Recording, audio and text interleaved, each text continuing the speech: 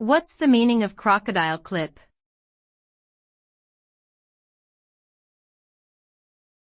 Crocodile clip.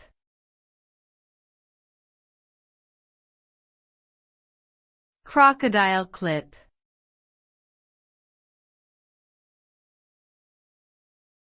Crocodile clip.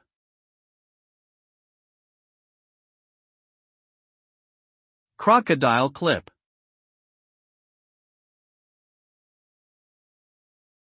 A crocodile clip, also known as an alligator clip, is a type of electrical connector used to temporarily connect two wires or components.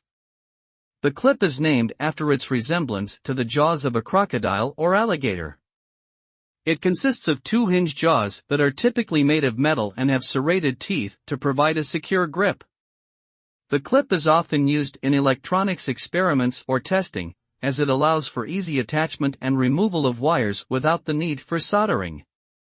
Overall, the crocodile clip is a versatile and useful tool in the field of electrical engineering.